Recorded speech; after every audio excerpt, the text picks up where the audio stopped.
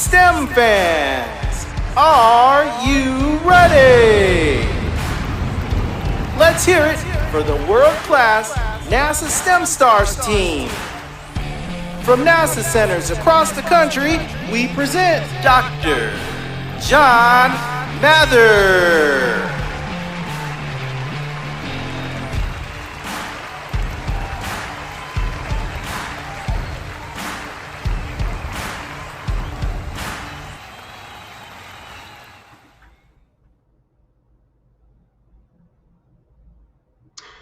Hello, everyone, and welcome to this episode of NASA STEM Stars, where we connect with different NASA personnel from across the agency, from a wide variety of fields, from NASA STEM Space Center. And I want to thank everyone for joining this episode of NASA STEM Stars. We have with us today Dr. John Mather, who is the lead scientist on the James Webb Telescope program that's getting ready to launch in the fall of next year in 2021. So welcome, Dr. Mather. We know you've had a very long and accomplished career here at NASA. And can you tell us a little bit about your background and what you've done that got you ready to start a career at NASA? Yeah, sure. Well, I was born in 1946. And do you have my charts up at all? Because I have some of my story is in my charts. But yes, started off in rural northern New Jersey. And so the next one actually tells us something about that. I've been interested in everything about the history of the universe from the beginning till now, even since I was a little child. So there I am, being born in 1946, the little guy on the right, right after the end of World War II, and the guy on the left, Lyman Spitzer, had just told the world that we should be building telescopes in space. And the guy in the middle was about to tell us that the Big Bang Theory was wrong. And he gave it the name that stuck to it, which has confused the heck out of everybody ever since. Okay, so 1946 is where I was. And so the next one is going to show you where I grew up. So I grew up at this place. This is a research farm of Rutgers University in far northern New Jersey, about a mile off the Appalachian Trail, an extremely rural place. So I was basically the only kid interested in science in my whole elementary school. So I learned everything I could from books that came from the county library on a bookmobile truck that came around to this farm every 2 weeks. So that got me started. I was really excited about Galileo and Darwin, and I thought, well, this is my place to get started. I'm going to just use what I can get. Here I am in the countryside, nothing to do but books and fool around in the basement with nails and hammers and screws and lenses and mirrors that I could get from Edmund Scientific. So that's how I got started. And yeah, anyway, it's been quite an amazing trip. So I think I have a chart that comes after this that says what happened next. So yeah. So I went to public high school in Newton, New Jersey. From there, I went to Swarthmore College. It's a little liberal arts school just outside Philadelphia, where I was one of a fairly small number of physics students. But anyway, we had a good time. I went from there to University of California at Berkeley for my graduate school. And that was just a little bit after the Big Bang radiation had been measured for the first time. And so this picture I just showed you is the balloon payload that we built for my thesis project. And we launched it from Palestine, Texas in 1973. It went up very nicely on a very long string under this gigantic balloon. That's not the real one there. Anyway, we got up to altitude and it did not work. So my thesis project had to be a failed project. I wrote a story about the way that we designed an instrument to measure the cosmic heat, the radiation of the Big Bang itself, and how it was going to work better next time. So that was my thesis project.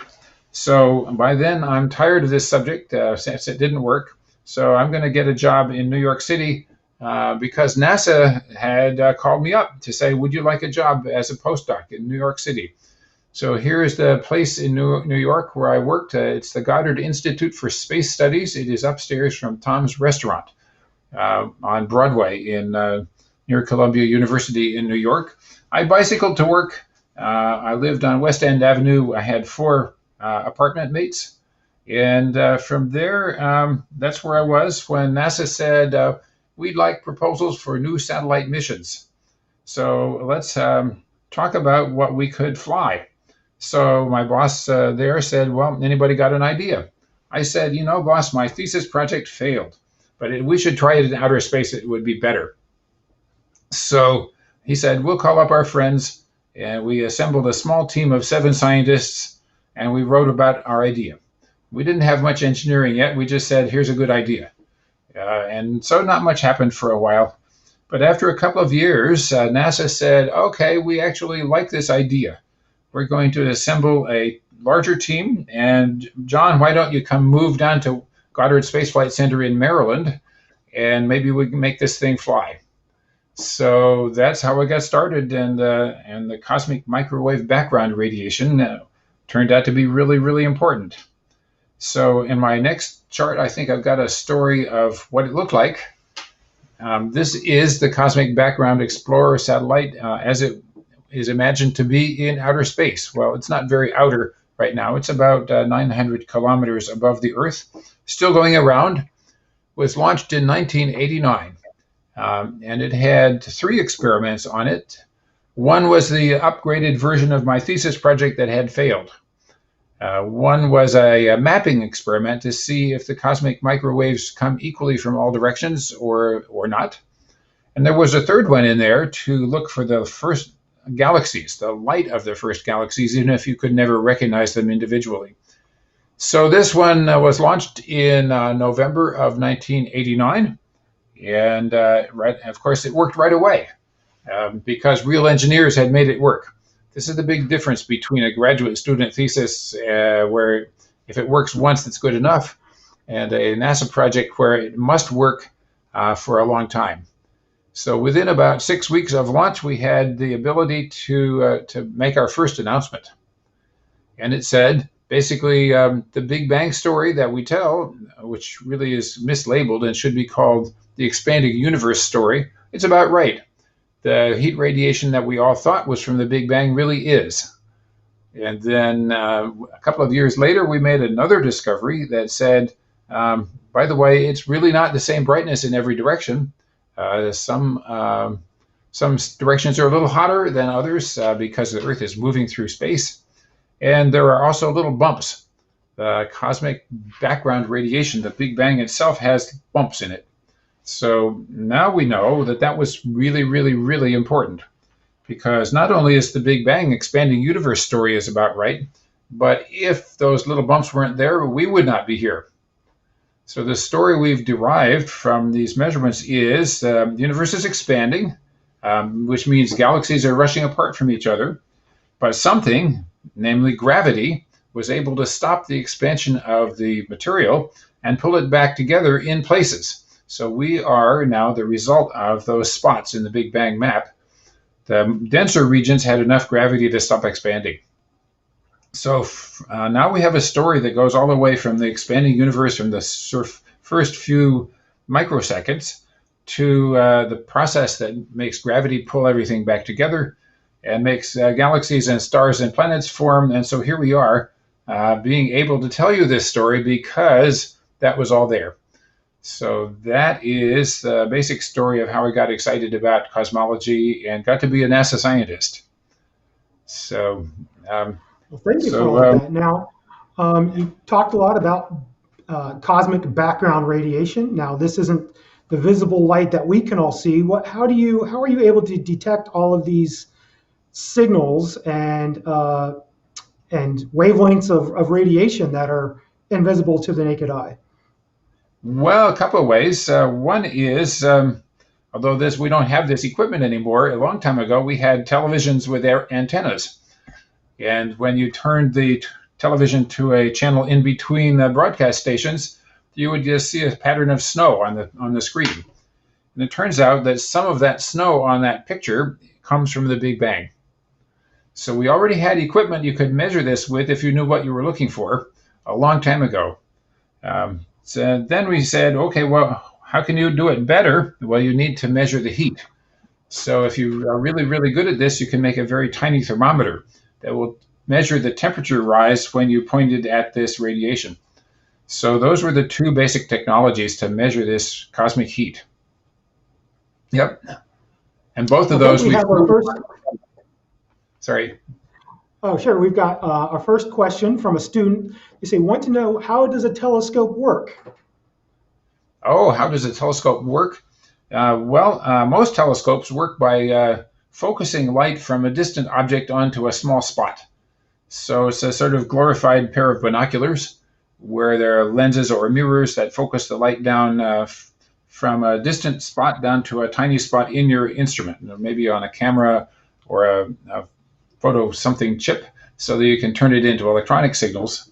So it's a lens or mirror that focuses light down onto a tiny spot.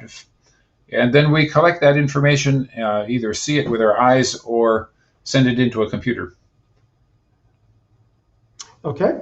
Now, I am from the Hubble Space Telescope generation. I remember being in middle school and having my teachers putting those amazing pictures and posters on the wall of whether it was a colorful nebula or one that just showed hundreds or thousands of galaxies in one little image, and it was just amazing. But that's kind of sort of like a visual picture. Another student asked, did your space telescope function like the Hubble telescope? Yes, the Kobe satellite that I showed you works in a similar way, but different technology. That particular mission was in order to map the entire sky. So it's not really a very magnifying telescope. It's a very fuzzy telescope, but it still does the same job. Our new telescopes will be even bigger and more powerful than the Hubble. And so that's what I'm working on now, the James Webb Space Telescope. Yeah, and your work in background cosmic radiation, I heard a rumor that you were once recognized for some of that research. Could you tell us a little bit about? Yes, in fact, I think I've got a picture to go with that. So Okay, great. Oh, okay. Yeah. If that's part of your presentation, we can. Part of my we can show read here, yeah. So there is my famous spectrum where we measured the color of this cosmic heat radiation, and you see the curve with the little marks on it that shows that it matched exactly with the pictures of the expanding universe. Then there I am with the King of Sweden on the right-hand side receiving my diploma from the Nobel Prize. So that was 2006, so a very long time after the original idea, which was in 1974. So it takes a long time for an idea to percolate to maturity and for its importance to be recognized. But there it is. Got a nice little check too, which I spent mostly on students who wanted to do more internships at NASA, and some also on people wanting to study public policy. So we got some physics students to go down and study on Capitol Hill in the summers. That's great, and a well-deserved and long worked for honor. And I know the Nobel Prize isn't something you just apply for or work towards. You kind of do your science and research and put it out there, and you're nominated by your peers and colleagues. And so I'm sure a lot of people took notice. Now, you've talked about working on the Hubble Space Telescope, and I mean on the James Webb Space Telescope, and that has also been a long process of design and research and construction. Can you start to tell us a little bit about your work on the James Webb? Yeah, I think I've got some pictures to show this idea too. We took some beautiful pictures with the Hubble. One of them is a picture of many thousands of galaxies in a little tiny patch on the sky. There are about 3 stars and many thousands of galaxies in this image. And astronomers were really thrilled when we got this picture from Hubble, and they say, we have learned an awful lot, and we have learned that we were wrong. We learned that we thought galaxies would form very slowly, and we actually know now that they form very quickly. We built the Hubble hoping to see the first galaxies growing. And the wonderful disappointment was you cannot see that with the Hubble. You need a bigger telescope that can pick up longer wavelength infrared light. And we also said we'd like to see inside clouds of stars. So our next picture shows the place called the Eagle Nebula.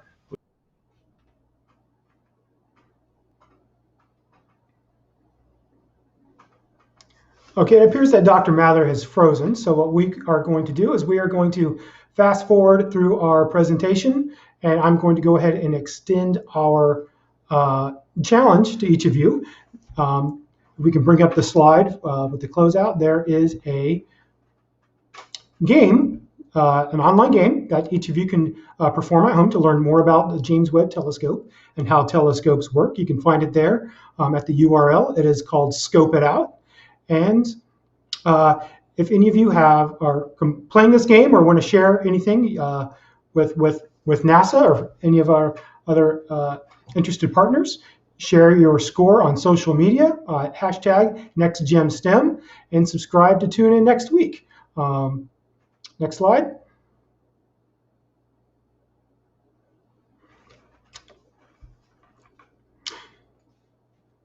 All right, so next week's episode of NASA STEM Stars is going to be on the topic of heliophysics with Antti Pulkkainen, and this is going to be on Monday, November 16th at 2 o'clock Eastern Time.